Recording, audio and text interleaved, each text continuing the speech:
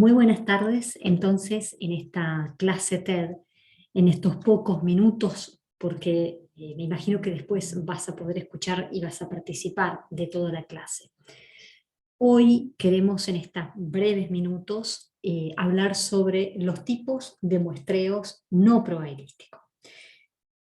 Dijimos algo muy importante cuando comenzamos a ver toda esta temática, es que cuando hablamos de población, decimos que es la totalidad de elementos que se va a estudiar. Esos elementos que se van a estudiar tienen características comunes. Hablamos de poblaciones finitas, poblaciones infinitas, etc. Vimos la tipología de muestreos probabilísticos, donde todos los elementos de la población tienen igual condición de ser elegidos. No pasa así con el tipo de muestreo no probabilístico, donde queda bajo la mirada o bajo la perspectiva del investigador. Entonces vamos a decir rápidamente qué significa esto del muestreo no probabilístico con sus diferentes tipologías. Cuando hablamos de un muestreo, por ejemplo, como vemos acá por conveniencia, ¿sí? O como vemos aquí, ¿qué es lo que tenemos que tomar en consideración? Por un lado, tenemos que decir que la selección de la población, está disponible para el investigador. ¿Qué sucede? Por ejemplo, que yo quiera estudiar a ustedes, a mis alumnos, ¿sí? Y quiero decir, bueno, ¿cuál es el efecto de estudiar en esta pandemia? ¿Sí? No estaban acostumbrados, porque estaban acostumbrados a ir a la universidad, y de repente, ¿sí? De un día para otro, empezar a cambiar los hábitos de estudio. Entonces, ¿cómo ha sido, no solo el hábito de estudio, sino el hecho de cursar la materia? Una cosa es cuando uno se anota en una carrera a distancia y otra cosa es cuando uno se anota en una carrera en forma presencial. O sea, son dos paradigmas distintos. Entonces, bueno, yo por conveniencia, ¿sí? La selección de esa población está disponible para el investigador. Ahora, también es importante tener presente que esa conveniencia es rápida, es una de las investigaciones más rápidas que se puede obtener.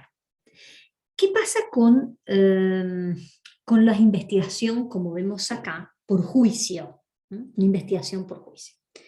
De todos los tipos de investigación no probabilística, normalmente son los que carecen de una cierta validez, o sea, no es que son inválidos. Solo que acá es muy importante que el investigador conozca muy bien la temática a investigar. Por eso dice a juicio. ¿Por qué? Porque los elementos de esa muestra, ¿sí? Tienen que ser no solo muy conocida, como hablamos de la conveniencia, sino también que yo pueda recoger esos datos, ¿sí? De la muestra, pero que conozca también la temática, de modo tal que llegue a ser una investigación efectiva. Normalmente cuando se habla de una investigación por juicio, se dice que lo hacen generalmente los investigadores que tienen una cierta expertise sobre un área específica. El muestreo por cuotas es muy interesante porque por un lado se da como la selección de los participantes, esta selección, los participantes, por un lado va a reflejar características sociodemográficas de la población. Si yo digo la ocupación, si yo digo, no sé, si digo la edad, vamos a suponer en la carrera, ¿sí? Que estamos estudiando, podemos tomar por cuotas un grupo, por ejemplo, los que están en el primer semestre, que son los ingresantes, los del tercer semestre, y dentro de esos grupos, ¿sí? Establezco cuotas. Entonces puedo establecer los números de legajos que van de tanto número a otro, por ejemplo, todos los que comienzan en 3. Entonces, bueno, y así puedo establecer un grupo, ¿sí? O todos los, dentro de ese primer semestre, todos los que dentro del DNI comiencen con una cierta numeración, y así sucesivamente. Por ejemplo, en el tercer semestre yo puedo establecer las cuotas.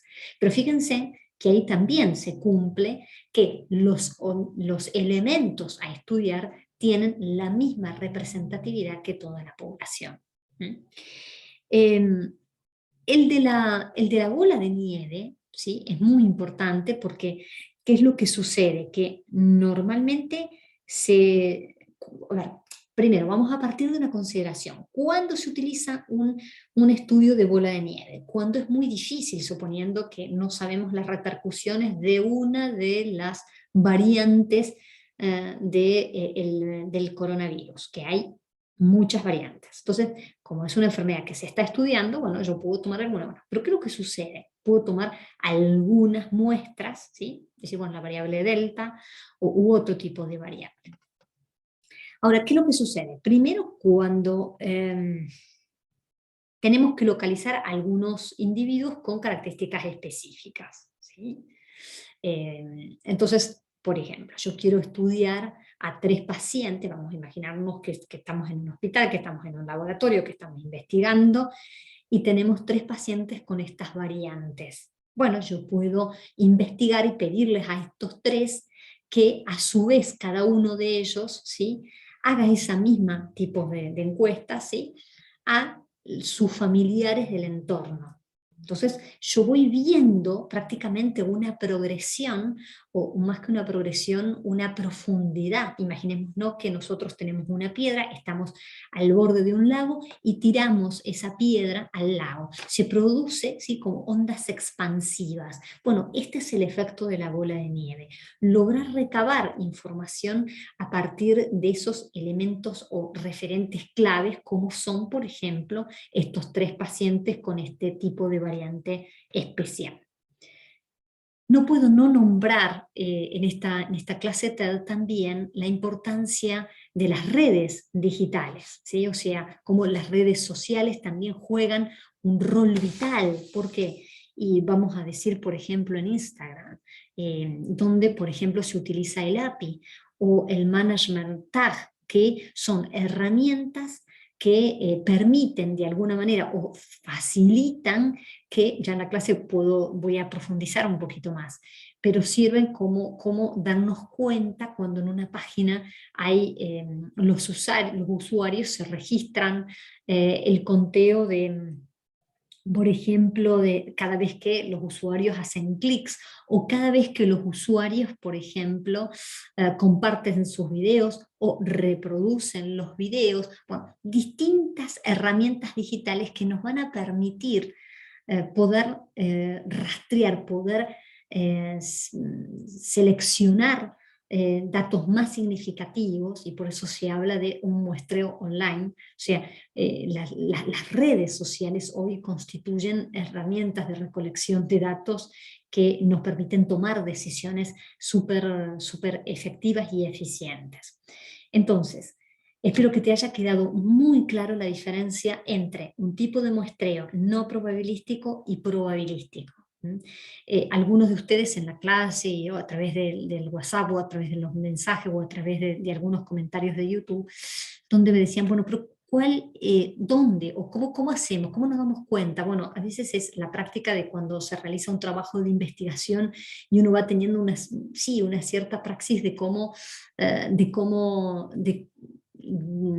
de cómo aplicar cada una de estas tipologías de acuerdo a lo que nosotros queremos investigar, el alcance de nuestro trabajo de investigación, los elementos que tenemos para considerar, bueno, todos los datos que tenemos a disposición para poder tomar decisiones efectivas. Bueno, no me alargo más, espero que esta clase te sirva, te ayude, sobre todo siempre más a tomar decisiones efectivas.